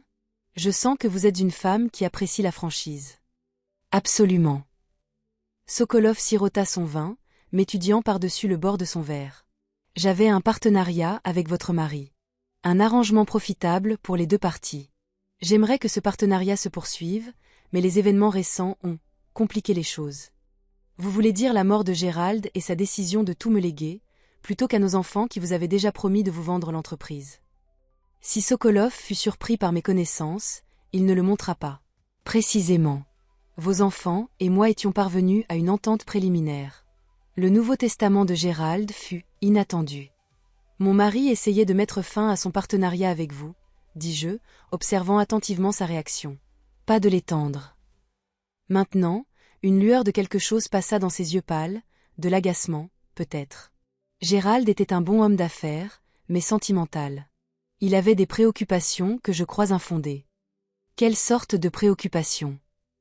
Les anxiétés habituelles des hommes vieillissants qui développent soudainement des scrupules moraux quant aux compromis qu'ils ont faits tout au long de leur carrière. Sokolov agita une main dismissive. Rien de substantiel. Assez substantiel pour qu'il soit prêt à payer une prime pour vous racheter vos parts. Le sourire de Sokolov se resserra presque imperceptiblement. Vous semblez très bien informé pour quelqu'un qui, de la vie générale, n'avait aucune implication dans les affaires de son mari jusqu'à il y a une semaine. J'apprends vite. Visiblement. Il se pencha légèrement en avant. Soyons donc parfaitement honnêtes l'un envers l'autre, Madame Davison. Je souhaite acquérir la société de votre mari. Dans son intégralité. Je suis prêt à vous offrir significativement plus que sa valeur marchande. Vous n'auriez plus jamais à vous soucier d'argent. Vos enfants recevraient la compensation qui leur avait été promise. Tout le monde y gagne. Sauf les employés qui perdraient leur emploi dans l'acquisition. Sauf l'héritage de mon mari, que vous démantèleriez pièce par pièce. Sokolov haussa les épaules. Les affaires sont dénuées de sentiments, Madame Davison. Les actifs sont réaffectés à leur usage le plus profitable. Telle est la nature du capitalisme. Et si je refuse de vendre ? La température de la pièce sembla baisser de plusieurs degrés, tandis que l'attitude affable de Sokolov se durcissait en quelque chose de plus froid, de plus dangereux. Ce serait imprudent. J'ai déjà des intérêts significatifs dans l'entreprise de votre mari. Des intérêts qui me donnent un certain levier. Me menacez-vous, monsieur Sokolov ? J'explique la réalité. Votre mari comprenait la nature de notre partenariat. Les obligations qu'il impliquait. Les conséquences de tenter d'en modifier unilatéralement les termes. Il marqua une pause. La crise cardiaque de Gérald fut une tragédie. Ce serait une tragédie encore plus grande si sa veuve subissait un sort similaire avant de pouvoir pleinement apprécier sa situation. Le sang se glaça dans mes veines, mais je gardai une expression neutre. Nous y voilà. Les menaces. L'intimidation. Je me demandais combien de temps durerait le vernis civilisé. Pas des menaces, Madame Davison. Des promesses. Je suis un homme qui tient ses promesses, tant celles qui sont bénéfiques que les autres. Mon mari est mort de cause naturelle, dis-je, mais même au moment où les mots quittaient ma bouche, une terrible suspicion commença à se former.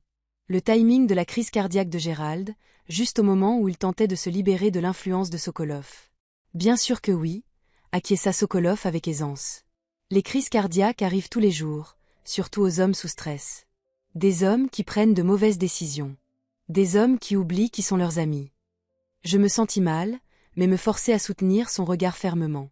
J'ai besoin de temps pour considérer votre offre. Le temps est un luxe, Madame Davison. Je peux vous accorder 48 heures. Après cela, je serai contraint d'explorer d'autres options pour protéger mes intérêts. Je comprends, dis-je, me levant de ma chaise. J'aurai ma réponse d'ici là. Sokolov se leva aussi, redevenu le parfait gentleman. J'attends votre réponse avec impatience. Et Madame Davison? Cette jolie broche que vous portez, elle ne s'accorde pas avec votre tenue. Peut-être quelque chose de moins évident, la prochaine fois. Mon sang se glaça. Il savait pour l'émetteur. Bien sûr qu'il le savait. Un homme comme Sokolov aurait les ressources pour détecter de telles choses, et serait suffisamment paranoïaque pour les vérifier. Je quittai le restaurant, les jambes tremblantes, cherchant Michael du regard dans la salle à manger sans le distinguer parmi les convives bien habillés. Dehors, l'air nocturne me frappa comme une gifle, apportant une clarté qui transperça ma peur. Sokolov avait quasiment avoué avoir fait tuer Gérald. Et il avait menacé de me faire subir le même sort si je ne me conformais pas à ses exigences. Les photos, la surveillance, ce n'étaient que les premiers coups de sa campagne d'intimidation. J'étais à mi-chemin de ma voiture quand une main me saisit le coude. J'allais crier avant de reconnaître Michael, qui s'était matérialisé à mes côtés comme sorti de nulle part. « Continuez de marcher », murmura-t-il. « Ma voiture est juste devant. Il faut vous emmener en sécurité. » Il savait pour l'émetteur, dis-je, ma voix sonnant lointaine à mes propres oreilles. J'ai entendu. Il est méticuleux, je lui accorde ça. Michael me guida vers une berline discrète garée à un pâté de maison du restaurant. Montez. Nous devons nous réorganiser. Tandis que nous nous éloignions, je regardais en arrière vers le Jules Verne, ses fenêtres brillant chaleureusement dans la nuit. Sokolov serait encore à l'intérieur, savourant peut-être son steak, satisfait de la façon dont il m'avait ébranlé. Il a tué Gérald, dis-je dans le silence de la voiture. Il ne l'a pas dit explicitement, mais l'implication était claire. Les mains de Michael se crispèrent sur le volant. Ce serait presque impossible à prouver. Des hommes comme Sokolov ne laissent pas de preuves. Alors, que dois-je faire? Lui vendre l'entreprise? Le laisser gagner? Pas nécessairement. Mais vous devez être extrêmement prudente maintenant. Sokolov a battu ses cartes, il est prêt à éliminer les obstacles de façon permanente. Nous nous rendîmes au bureau d'Harold, où l'avocat nous attendait malgré l'heure tardive.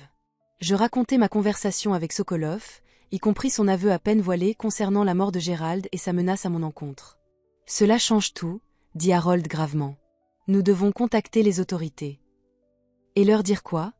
rétorqua Michael. « Qu'un homme d'affaires a proféré des menaces voilées lors d'un dîner ?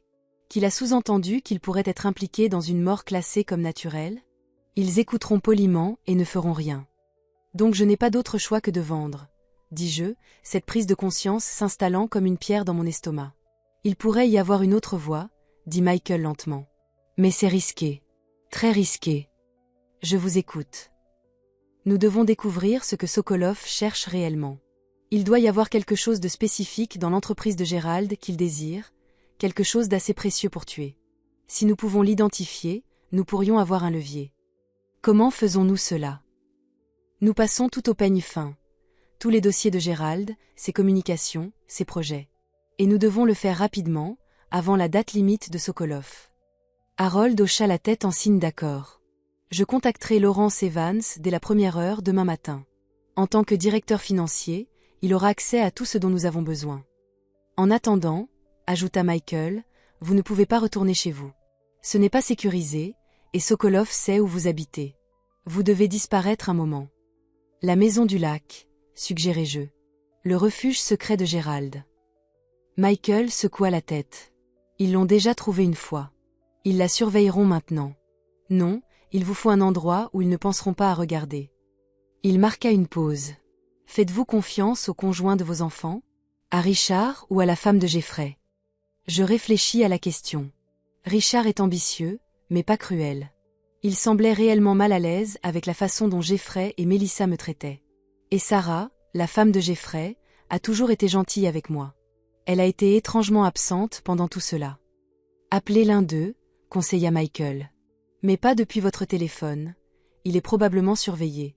Utilisez la ligne fixe d'Harold. Demandez si vous pouvez rester chez eux, juste pour quelques jours. Ne leur dites pas pourquoi, juste que vous avez besoin d'un peu d'espace loin de Jeffrey et Melissa. Il était presque minuit lorsque j'appelai Sarah depuis le bureau d'Harold. Elle décrocha à la 3e sonnerie, sa voix empâtée par le sommeil. « Margaret? Tout va bien? Je suis désolée d'appeler si tard, Sarah. J'ai besoin d'une faveur. Une grande. » Il y eut un froissement de drap, le bruit d'une porte qui se fermait. Elle s'éloignait de l'endroit où Jeffrey devait dormir. Qu'y a-t-il? J'ai besoin d'un endroit où rester quelques jours. Quelque part où Jeffrey et Melissa ne me chercheront pas. Une pause. Cela a-t-il un rapport avec l'accident de Jeffrey? Les accusations que vous avez portées? C'est compliqué, Sarah. Je ne peux pas tout expliquer maintenant, mais je suis dans une situation difficile. Je ne demanderai pas si ce n'était pas important. Une autre pause, plus longue cette fois. Jeffrey est à son appartement en centre-ville pendant que son bras guérit. Je suis seule dans notre maison à Neuilly-sur-Seine. Vous pouvez rester dans la chambre d'amis. Personne ne penserait à vous chercher ici, de tous les endroits. Un soulagement m'envahit. Merci, Sarah. Je ne peux pas vous dire à quel point cela compte pour moi. Quand arriverez-vous? Je regardai Michael, qui mima « Je vous conduis. » D'ici 1 heure, si cela vous convient. Je vous attends, promit Sarah. Et Margaret? Quoi qu'il arrive, soyez prudente. Jeffrey a été différent ces derniers temps. Colérique. Secret. Je le reconnais à peine maintenant. Je sais, dis-je doucement. Je le reconnais à peine non plus. En raccrochant, je ressentis une lueur d'espoir pour la première fois depuis mon dîner avec Sokolov. J'avais un endroit où me cacher, des alliés dans ce combat, et les prémices d'un plan. Gérald m'avait fait confiance avec son héritage pour une raison. Maintenant, il me fallait prouver que j'étais digne de cette confiance, en dévoilant la vérité qu'il avait tenté de protéger jusqu'à sa mort. La route devant moi était dangereuse, potentiellement mortelle. Mais j'en avais fini d'être la veuve éplorée, la mère impuissante trahie par ses enfants. Il était temps de devenir quelque chose d'autre entièrement.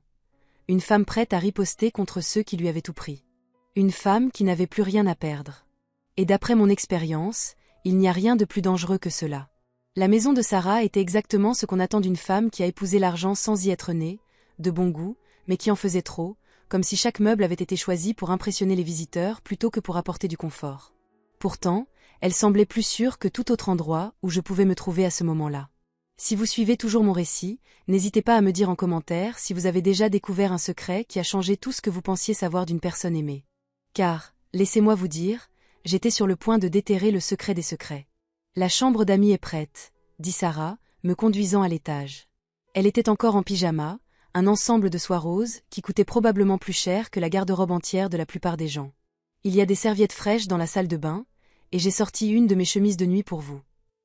Merci, Sarah, dis-je, sincèrement reconnaissante. Je sais que cela vous met dans une position délicate avec Jeffrey. Elle s'arrêta au seuil de la chambre d'amis, son expression troublée. Jeffrey et moi, les choses ne vont pas bien entre nous depuis un moment. Même avant la mort de Gérald.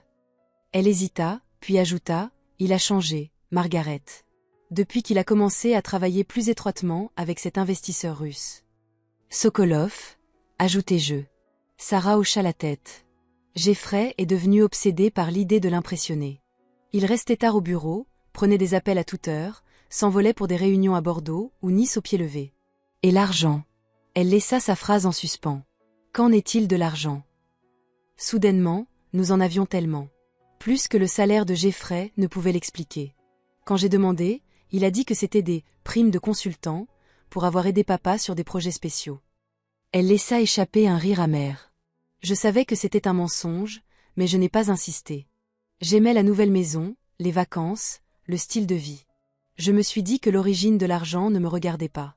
J'observais ma belle-fille plus attentivement. Le pyjama coûteux, la manucure parfaite, les bijoux discrets mais haut de gamme qu'elle portait même au lit, autant de signes d'une femme qui s'était habituée au luxe. Mais il y avait autre chose dans ses yeux maintenant. De la peur? Du regret? Pourquoi m'aidez-vous, Sarah? Vous devez savoir que Jeffrey serait furieux s'il apprenait que je suis ici. Elle soutint mon regard directement. Parce que Gérald a été gentil avec moi. Parce que ce que Jeffrey et Melissa vous ont fait était mal. Et parce que... Elle prit une profonde inspiration. Parce que j'ai peur de ce que Jeffrey est devenu, et je pense que vous êtes peut-être la seule à pouvoir l'empêcher d'aller plus loin sur cette voie. Après son départ, je m'assis sur le bord du lit d'invités immaculés, assimilant cette alliance inattendue. Sarah pourrait se révéler une source d'informations précieuses. Elle avait vécu avec Jeffrey sa transformation, témoin de ses relations avec Sokolov de première main. Mon téléphone vibra avec un SMS de Michael, ligne sécurisée établie. Appelez ce numéro quand vous serez seul. Un numéro de téléphone suivait. Je composais le numéro depuis la ligne fixe de Sarah, et Michael répondit immédiatement. Vous êtes bien installé? Oui. Sarah a été plus serviable que je ne l'avais imaginé. Bien. Harold rencontre Laurence Evans demain matin à la 1h pour éplucher les dossiers commerciaux de Gérald. J'ai des contacts qui enquêtent sur les opérations connues de Sokolov aux États-Unis.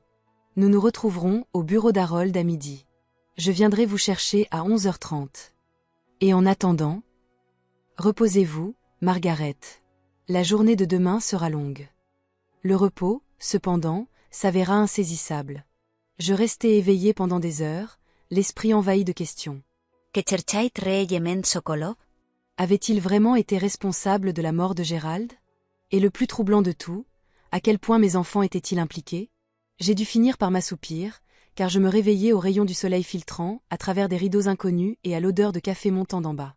Un instant, je me sentis désorientée, les événements des jours passés me revenant en un flot d'anxiété et de résolution.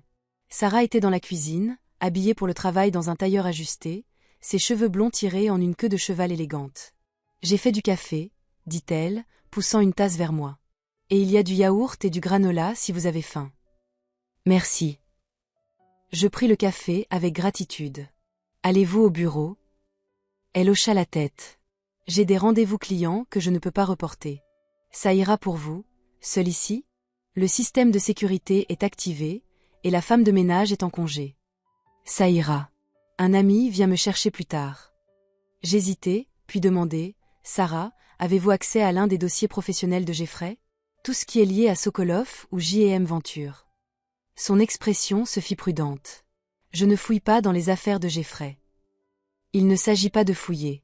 Il s'agit potentiellement de sauver la société de Gérald, et peut-être Jeffrey lui-même, d'un homme très dangereux. Sarah resta silencieuse un long moment, clairement tiraillée entre sa loyauté envers son mari et ses préoccupations grandissantes concernant ses activités. Finalement, elle soupira. « Jeffrey a un bureau à domicile ici. Il est généralement fermé à clé, mais je sais où il garde la clé. Je ne peux pas promettre qu'il y ait quoi que ce soit d'utile, cependant. Ça vaut le coup de vérifier. Merci. » Après le départ de Sarah pour le travail, je trouvai la clé là où elle l'avait indiqué, à l'intérieur d'une petite boîte décorative sur la cheminée, et me dirigeai vers le bureau à domicile de Jeffrey. C'était un espace masculin, tout en bois sombre et en cuir, avec un grand bureau dominant un mur et des bibliothèques intégrées remplies de titres de commerce et de finances conçus plus pour l'apparat que pour la lecture. Les tiroirs du bureau étaient verrouillés, mais la clé que Sarah m'avait donnée fonctionnait aussi pour eux. À l'intérieur, je trouvai les fournitures de bureau habituelles, une bouteille de scotch coûteux à moitié vide, et une boîte métallique verrouillée de la taille d'un livre relié. La clé du bureau ne correspondait pas à cette serrure, et j'étais sur le point d'abandonner quand je remarquai une petite clé scotchée sous le tiroir du bureau, le genre de cachette qu'un enfant utiliserait, pas un homme d'affaires sophistiqué. Mais après tout, Jeffrey avait toujours été prévisible à certains égards. La clé s'ajusta à la boîte métallique, qui contenait une clé USB, plusieurs documents pliés et un petit carnet. Je commençai par le carnet, qui semblait être un registre de réunion avec Sokolov et ses associés. L'écriture de Jeffrey était serrée mais lisible, pleine d'abréviations et de sténographie qui n'avaient de sens complet que pour lui. Plusieurs entrées attirèrent mon attention. Versus préoccupé par le projet Firewall. Dit que j'aidais à des doutes, menace de se retirer. Doit insister davantage sur l'angle familial. Versus offre 15% au-dessus de la compensation convenue si l'accord est conclu d'ici la fin de l'année. Melissa veut 20%. Trop insister pourrait se retourner contre nous. J'aidais à découvert les comptes J&M. Confrontation imminente. Versus dit de gagner du temps, de tout nier. Maintenir le focus sur la planification de la succession. La dernière entrée était datée de seulement 2 jours avant la mort de Gérald. Réunion d'urgence avec Versus. GD fait du bruit concernant un audit externe, possible enquête pour fraude. Versus dit que la situation doit être résolue immédiatement. Pas de place pour les erreurs ou l'hésitation. Mes mains tremblèrent en mettant le carnet de côté. C'était la preuve irréfutable la plus proche que je pouvais espérer trouver. La preuve que Sokolov avait ordonné la mort de Gérald lorsque mon mari avait menacé d'exposer ce qu'il faisait. Ensuite, j'examinai les documents. Des accords légaux entre JM Venture et plusieurs sociétés écrans que je ne reconnaissais pas, tous signés par Jeffrey et Melissa. Le langage était dense de jargon juridique, mais l'essentiel semblait être que mes enfants facilitaient des acquisitions immobilières pour ces sociétés en échange de frais de conseil substantiels. Enfin, j'insérai la clé USB dans l'ordinateur de Jeffrey. Il était protégé par un mot de passe, mais j'essayai plusieurs combinaisons avant de tomber sur la bonne. L'anniversaire de Melissa suivi de celui de Jeffrey, un schéma que Gérald avait toujours utilisé et que Jeffrey avait apparemment hérité. La clé contenait des dizaines de fichiers, la plupart étiquetés avec des noms de projets qui ne signifiaient rien pour moi. Firewall, Keystone, Artemis, BlackRock. J'ouvris d'abord le dossier Firewall, puisqu'il avait été mentionné dans le carnet de Jeffrey. À l'intérieur se trouvaient des cartes, des évaluations immobilières, des demandes de permis de construire et des échanges de mets avec les fonctionnaires de la mairie. Il me fallut plusieurs minutes de lecture avant de comprendre ce que j'avais sous les yeux. Des plans pour un projet de développement massif sur des terrains actuellement occupés par un quartier de la classe moyenne dans les quartiers et de la ville. Un document en particulier se distinguait, une note confidentielle du cabinet du maire indiquant que la zone serait bientôt désignée pour la rénovation urbaine, permettant des expropriations de propriétés privées bien en dessous de la valeur marchande. La note était datée de 6 mois dans le futur. C'était une information privilégiée de la plus grande valeur. Avec cette connaissance, un promoteur immobilier pourrait acquérir discrètement des propriétés avant l'annonce, puis les revendre à la ville avec un profit considérable une fois le projet de rénovation urbaine rendu public. Et un nom apparaissait à plusieurs reprises dans les documents de stratégie d'acquisition, Blackridge Partners.L à société de Sokolov. J'étais encore en train de digérer cette découverte quand j'ai entendu la porte d'entrée s'ouvrir en bas. Rapidement, j'ai rassemblé le carnet et les documents, remis la boîte métallique vide dans le tiroir, et glissé la clé USB dans ma poche. J'avais à peine fermé la porte du bureau à clé qu'une voix a appelé. « Maman, Tu es là ?» Melissa. Mon cœur s'est emballé tandis que je glissais la clé du bureau dans ma poche et me dirigeais vers l'escalier. Melissa? Que fais-tu ici ? Elle se tenait dans le hall d'entrée, l'air surprise de me voir descendre du 2e étage. Je pourrais vous poser la même question. Je suis venue emprunter la raquette de tennis de Sarah pour mon cours cet après-midi. Ses yeux se plissèrent de suspicion. Que faites-vous chez Jeffrey et Sarah ? J'ai réfléchi rapidement. Sarah m'a invité à prendre un café ce matin. Nous discutions de tout ce qui s'est passé. Nous essayons de trouver un terrain d'entente. Un terrain d'entente, répéta Melissa avec scepticisme. Après que vous ayez porté plainte contre Jeffrey, après avoir menacé de révéler nos affaires ? C'est un comble, mère. Nous sommes toujours une famille, Melissa. Malgré tout. Elle laissa échapper un rire moqueur. Une famille. C'est pour ça que vous vous faufilez chez Jeffrey pendant qu'il est à l'hôpital et que Sarah est au travail ? À la recherche de quelque chose à utiliser contre nous ? Je ne me faufile pas. Sarah savait que j'étais là. Savait-elle que vous fouilliez le bureau de Jeffrey ? Ne vous donnez pas la peine de le nier. Je vois la culpabilité sur votre visage. Vous n'avez jamais su mentir de manière convaincante. J'ai redressé le dos, refusant d'être intimidée face à son accusation. Qu'est-ce que le projet Firewall, Melissa ? Qu'est-ce que Jeffrey et vous faites avec Sokolov qui a exigé que Gérald soit résolu ? La couleur quitta son visage. Vous ne savez pas de quoi vous parlez. J'en sais assez. Je sais que Jeffrey et vous avez aidé Sokolov à acquérir des propriétés sur le point d'être expropriées pour cause d'utilité publique. Je sais que vous utilisiez des informations privilégiées provenant du cabinet du maire. Je sais que Gérald l'a découvert et menaçait de vous dénoncer tous. Le calme de Melissa se fissura, la peur traversant son visage avant qu'elle ne la masque de colère. Vous n'avez aucune idée de ce dans quoi vous êtes impliquée, mère. Aucune idée de qui vous avez affaire. Alors, éclairez-moi. Elle secoua la tête. Il est trop tard pour les explications. Vous devez vendre à Sokolov. Aujourd'hui. C'est la seule façon que cela se termine sans effusion de sang. Effusion de sang, ai-je répété, le mot planant dans l'air entre nous. Comme le sang de Gérald ? Était-ce la résolution ordonnée par Sokolov ? Papa a eu une crise cardiaque, insista Mélissa, mais sa voix manquait de conviction. C'était de mort naturelle. Vraiment? Ou Sokolov l'a-t-il fait tuer quand Gérald a menacé de révéler votre complot? Vous ne pouvez rien prouver, dit-elle, sa voix tombant à un murmure dur. Et si vous essayez, vous finirez comme papa. La menace plana dans l'air, d'autant plus glaçante venant de ma propre fille. J'ai étudié son visage, cherchant toute trace de la petite fille que j'avais élevée, l'enfant qui s'était autrefois blotti sur mes genoux pour être consolée après s'être écorché le genou. Il ne restait rien de cette fille dans la femme aux yeux froids devant moi. J'ai déjà tout copié, ai-je menti, espérant me protéger si elle découvrait ce que j'avais pris. Le carnet, les documents, les fichiers sur la clé USB. Mon avocat a tout. S'il m'arrive quoi que ce soit, tout sera transmis à la police judiciaire et au procureur de la République.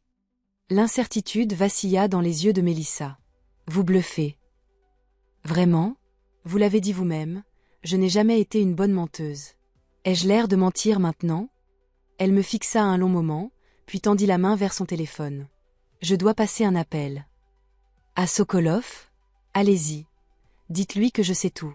Dites-lui que j'ai la preuve qu'il a commandité le meurtre de mon mari. Dites-lui que je suis prête à tout rendre public à moins qu'il ne recule. La main de Mélissa se figea sur son téléphone. Vous ne comprenez pas de quoi il est capable. Je comprens parfaitement. La question est, et vous? Êtes-vous vraiment prête à être complice d'un meurtre, Mélissa?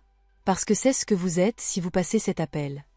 Quelque chose changea dans son expression, une fissure dans la carapace dure qu'elle s'était forgée.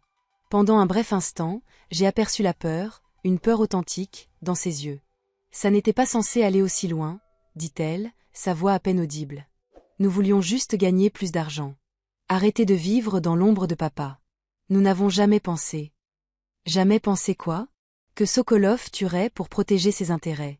Que vous deviendriez complice du meurtre de votre propre père. Elle tressaillit comme si je l'avais giflé. Nous ne savions pas qu'il allait faire du mal à papa. Il a juste dit qu'il s'occuperait de la situation. Faire entendre raison à papa. En lui donnant une crise cardiaque. La colère que je contrôlais se libéra, ma voix s'élevant. Était-ce lui faire entendre raison? Je ne sais pas ce qui s'est passé, cria Mélissa, des larmes montant soudainement dans ses yeux. Jeffrey a traité directement avec Sokolov sur ce point. Il est rentré à la maison cette nuit-là, l'air malade, et n'a rien voulu en dire. Le lendemain, papa était mort. J'ai demandé à Jeffrey si Sokolov avait fait quelque chose, mais il m'a fait taire. Il a dit que je ne voulais pas savoir. Je me sentais physiquement mal. Votre propre père, Mélissa. L'homme qui vous a tout donné. Les larmes strièrent son maquillage impeccable. Je sais, murmura-t-elle. Que Dieu me pardonne, je sais. Le bruit d'une voiture entrant dans l'allée interrompit le moment. Par la fenêtre d'entrée, j'ai vu la berline de Michael. Je dois partir, ai-je dit, ramassant mon sac. Mélissa m'a agrippé le bras. Attenders. Que allez-vous faire? Ce que Gérald aurait fait. Ce qui était juste. Ils vous tueront, dit-elle, avec une peur réelle dans la voix maintenant. Ils nous tueront tous. Pas si nous agissons en premier. J'ai retiré mon bras. Vous avez un choix à faire, Mélissa. Vous pouvez prévenir Sokolov, devenir encore plus complice du meurtre de votre père. Ou vous pouvez m'aider à le faire tomber. Comment? Demanda-t-elle, l'air perdu, redevenu une enfant, un instant, cherchant des conseils. Retrouvez-moi au cabinet de maître Harold Winters à 15h. Apportez tout ce que vous avez sur le projet Firewall, tout ce qui relie Sokolov à ce qui est arrivé à Gérald.